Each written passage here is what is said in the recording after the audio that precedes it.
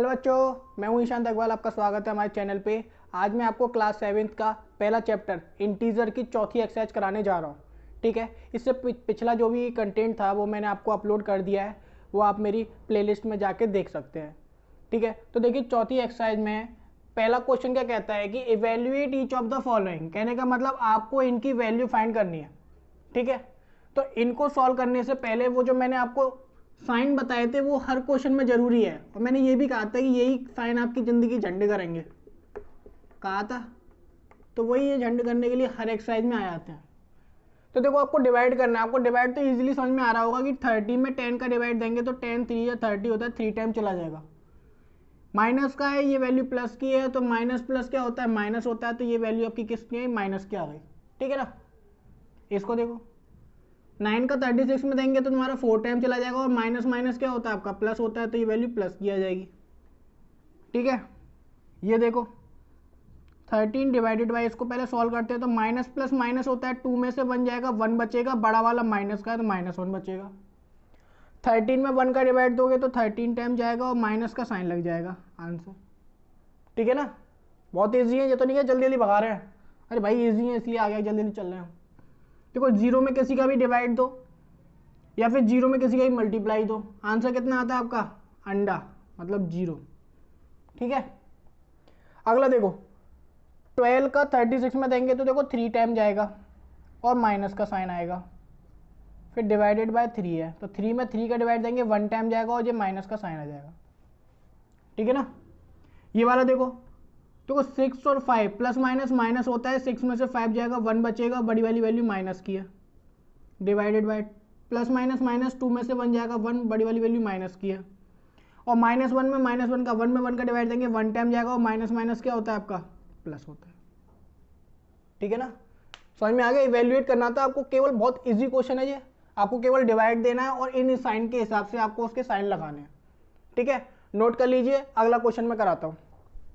तो देखिए question number 2 में क्या कहता है कि वेरीफाई दैट, ये जो आपको कह रहा है इसको आपको वेरीफाई करना है ए बी सी की जो वैल्यू दे रखी है इनके हिसाब से।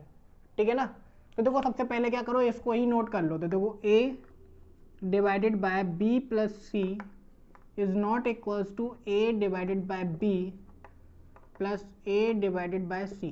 ठीक है ना, वैसे तो ये डिस्ट्रीब्यूटिव प्रॉपर्टी के लिए मल्टीप्लाई वाले केस में तो ये चल जाती है, डिवीजन वाले में ये फॉलो नहीं होती है। कैसे नहीं होती है आपको प्रूफ करके दिखाना है। ए की जगह पे आपको 12 लगना है, बी की जगह पे आपको -4 लगाना है, और सी की जगह पे आपको 2 लगाना है। सेम यहां पर भी।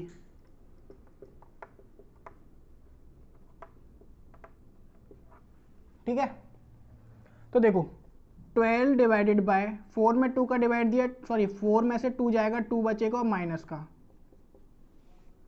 4 में डिवाइड देंगे 3 टाइम जाएगा, प्लस माइनस माइनस का, 2 से देंगे 6 टाइम और ये हो गया प्लस का। ठीक है, आगे समझ में इजी है। देखो प्लस माइनस माइनस, 4 में से 2 जाएगा, 2 बचेगा, माइनस का साइन लगेगा, यहाँ डिवाइड दे दिया हमने, यहाँ पे भी डिवाइड दे दिया। ठीक है, अब देखो यहाँ से आपने इसमें डिवाइड देंगे तो 2 में डिवाइड देंगे तो 6 टाइम जाएगा माइनस, यहाँ हो गया देखो प्लस माइनस माइनस, 6 में से 3 जाएगा तो आपका 3 बचेगा, वो भी प्लस का। ठीक है, हो गया वेरीफाई। कैसे कि जो लेफ्ट हैंड साइड की जो वैल्यू है वो राइट हैंड साइड की वैल्यू के इक्वल नहीं आ रही है, और जैसा कि आपने बोला था इसमें कि इक्वल नहीं आएगी, हमारी भी नहीं आ रही।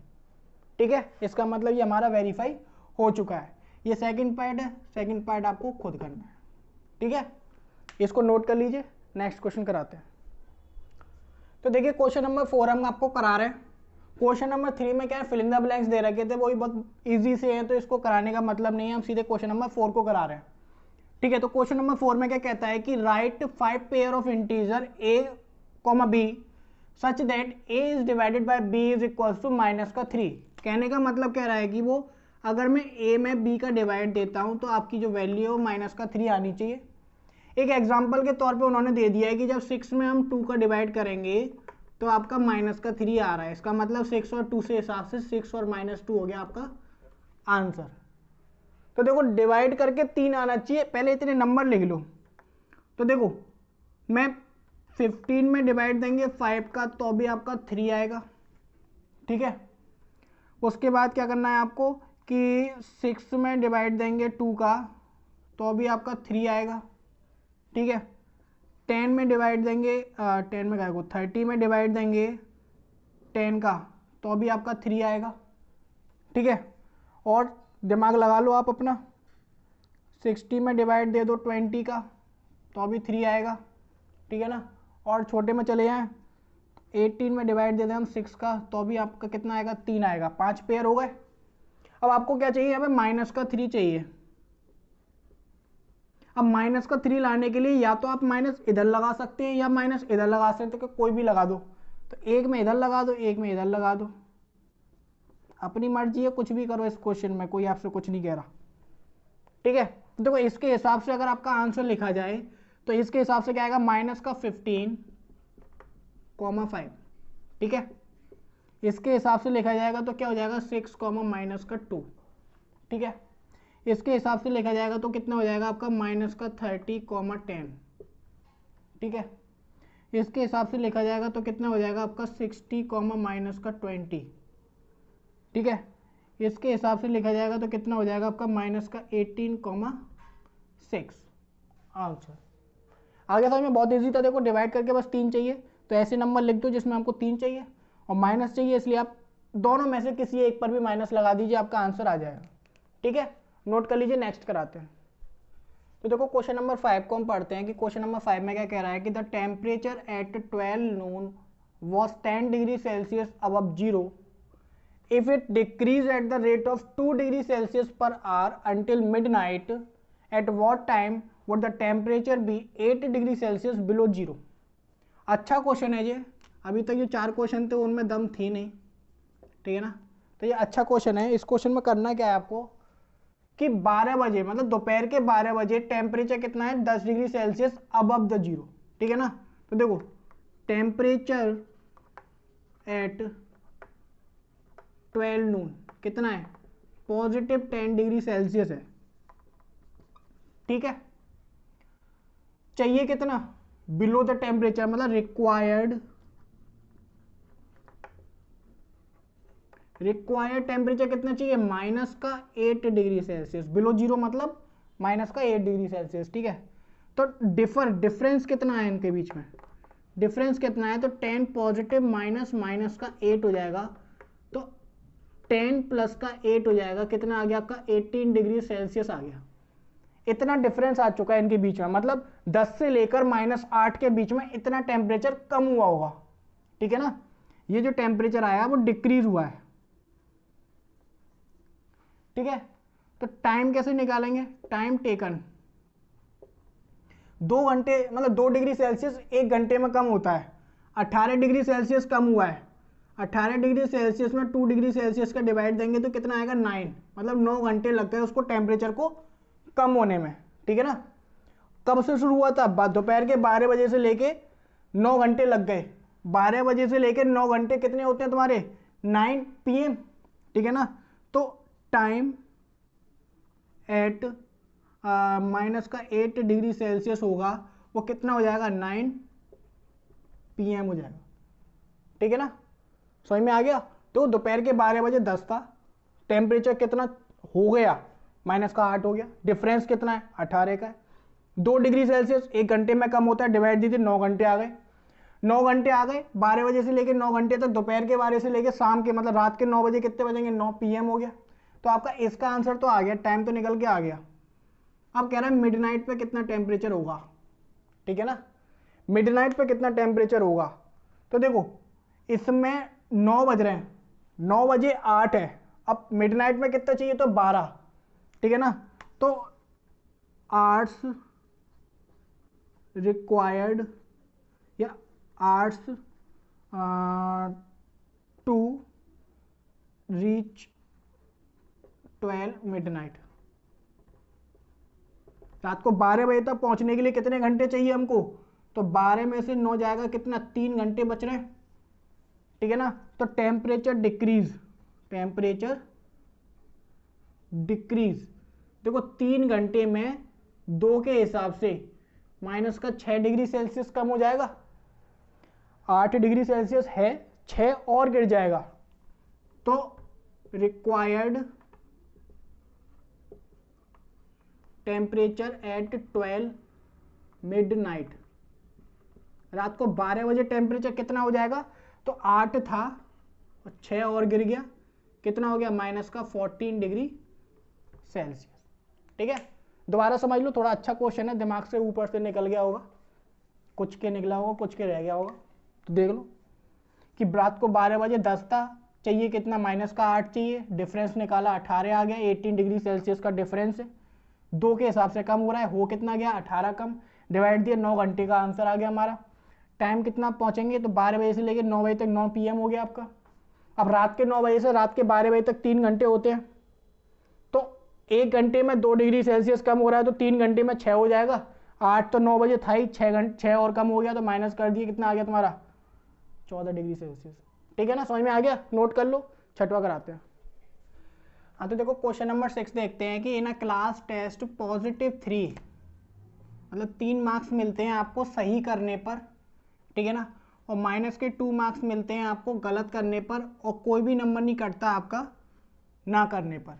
ठीक है ना, मतलब सही करोगे तो 3 मार्क्स मिल जाएंगे, गलत करोगे तो 2 मार्क्स कट जाएंगे।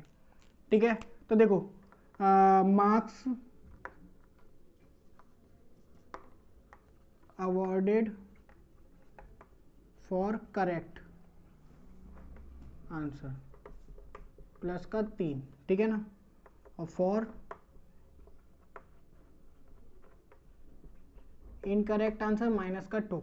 ठीक है, तो देखो पहले पार्ट में क्या कहता है कि राधिका ने 20 मार्क्स स्कोर कराए, जिसमें से उसने 12 क्वेश्चन तो सही किए थे, तो गलत कितने करे थे।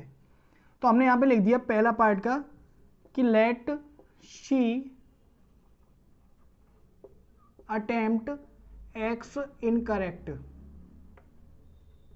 आंसर।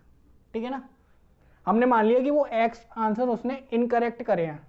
तो देखो करेक्ट कितने हैं, 12 इंटू 12 है, सही करने पर 3 मार्क्स मिलते हैं, तो +3 हो जाएगा। ठीक है, इतना समझ में आ गया। फिर x उसने गलत करे हैं, और गलत करने पर कितने हैं उसके, -2। ठीक है, और टोटल उसका कितना आ गया, 20 स्कोर हुआ है।